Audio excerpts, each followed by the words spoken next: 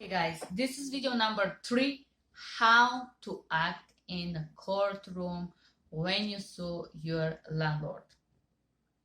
Okay guys, I would like you, first of all, if you want to know how to act with your landlord, you can click on the box and see video number 2, how to act before you move in, number 1, how to act during and before the moving period, video number 2, how to get ready to sue your landlord and how to open your court case, and video number 3 is how to act in court. Okay guys, sadly I had to sue my landlord in order to get my deposit back. So if you have a problems with your landlord, this video will help you to know how to sue him. This video number 3 called how to act in court. Okay guys, before you go in court, you have to prepare information and you have to organize it. So once you open your case, you have your court information, you have your court date. You sue your landlord for your, let's say you sue your landlord for your deposit or for any other situation, no heat or damage or so on and so on, whatever was happening in the house, in the property while you were renting. Why in the first video I always tell you, send emails, send pictures, communicate in a written manner where you can prove it. You need that because it's more easy for you in court in case you have to go to court, right? I don't want you to go and try to sue your landlords for nothing. If they're good landlords, they deserve respect, they deserve their money on time. But if they're trying to take advantage of you, make sure you have pictures. So when you go to court, you have to know that you as a plaintiff, you have a right to speak first, which means you are the person that tells the story. In order to be credible in court, you have to have a clear ideas of what, when, and how. In order to be ready, first of all, I advise you to write down and I advise you to type it. Type this document that you're gonna create for yourself. You're gonna make copy for yourself, for the court, and for the defendant, which is gonna be your landlord. So what you have to do is write this document yourself. First of all, starting with the date and time that you meet the landlord, that you see the property, that you make the contract, that you sign it.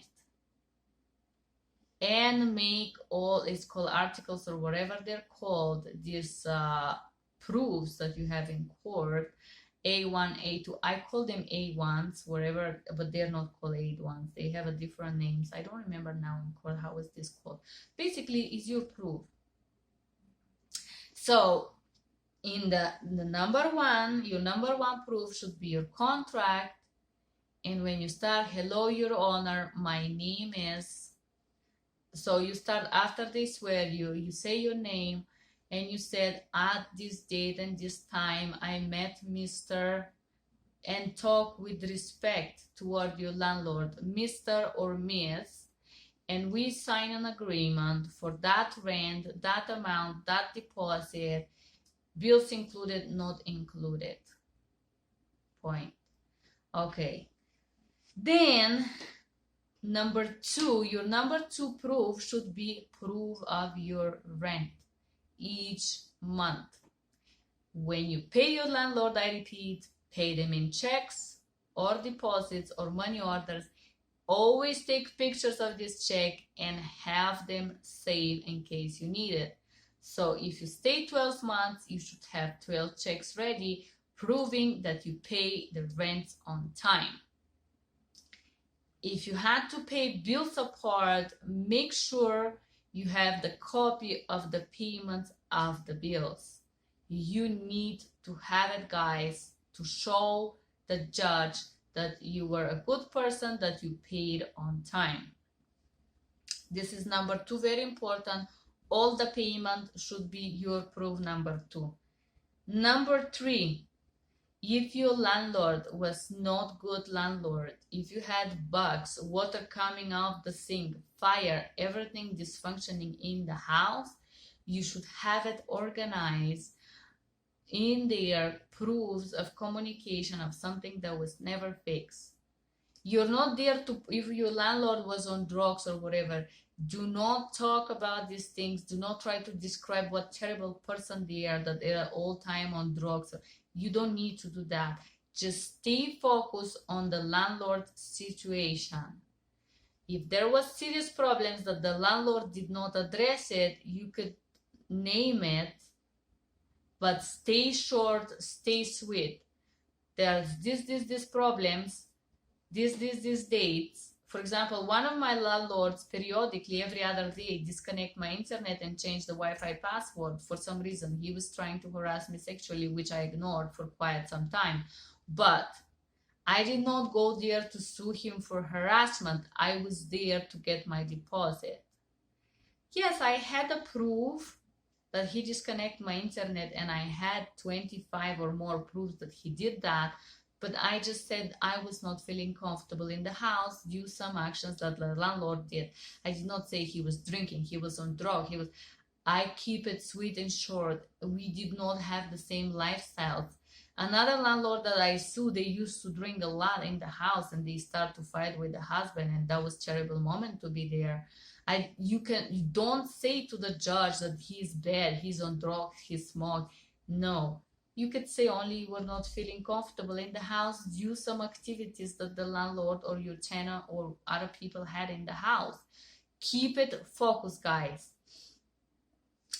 Number 4, and remember guys, you have very little time to describe that you're serious. Number 4, show the pictures of the move out. You move out, date and time that you move out, the pictures of the move out, that to show that it was clean, that you were responsible, and the keys pictures that you left in the counter, date and time that you emailed to your landlord. Clear. Number 5, prove that you request the deposit. When you move out, you request it, you give your information. The second reminder after 30 days were gone that you did not receive any information of your landlord. Remember guys, you're the first to speak. Then say, thank you for your time. When you say your story, you have all the proofs behind and you number them. You could see number 1 is the contract. When you go to number 2, receipt that I paid, you could see all the receipt. This is my proof number 2, and so on and so on. They're not called proof, they're called something articles or something like that. Forgive me guys, I don't remember the terms, but for sure when you go to court you're gonna learn that term again. And so say thank you, finish your speech, keep it short, do not attack your landlord. I repeat again, when you start, give a copy to your judge and give a copy to your landlord. This shows that you're a nice person, that you're considerate. Give a copy to the landlord. Also, this make you look good. Be nice, be polite, do not interrupt. Just remember guys, do not interrupt. Not the judge, not your landlord. You gotta stay still and patient and no emotions. If the judge interrupt you, it means you talk too long. Cut it short. I repeat guys, I record myself personally, I speak about 7-8 minutes. That's it. Cut it short. Prove that you had the contract, prove you pay on time, prove you move out on time, prove you clean, prove you ask the deposit. That's it. It's time for your landlord to speak. Guys, I like you to remember that your landlord, whatever person was when you were living there, you're gonna see completely different reality. The first people that I sue, it was my roommates that I paid them over $1,000. I moved after 3 days. They were on drugs, they were drinking. It was bad situation. They were husband and wife that eventually have a mental issues.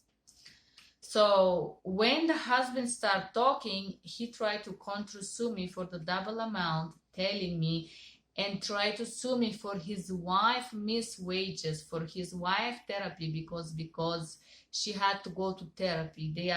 They keep some money for a door that actually he broke and not me, and they try to convince the judge that I was terrible abusive person. Anyway, guys, do not get emotional when you hear weird stories about yourself.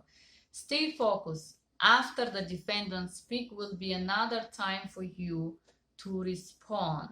So while they're speaking, do not get emotional and angry, but write down the notes on what kind of accusations you want to respond.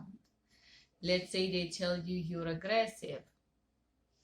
You said, Your Honor, I was there only to rent a room. I didn't like their lifestyle. I didn't want to spend extra time with him or his wife. I think what they did to me was wrong.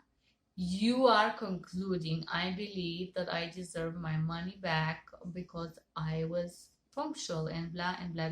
Short, 2 phrases and you close it. And the judge decide. Remember, guys, the way you act in court, it's important. The second time I went to sue my landlord, there was a mediator trying to go through mediation. And for my surprise, these people, of course, my landlord or my roommate, they were not ready to sue me. They didn't know how to do it. They tried to attack me. They start attacking me. The girlfriend of this guy tried to convince the judge that I was a terrible person, mocking people, destroying their life, and so on and so on. And that I'm a terrible being. Guys, even if you're the most terrible being on court, this doesn't matter. What it matters if you follow the rules regarding this matter.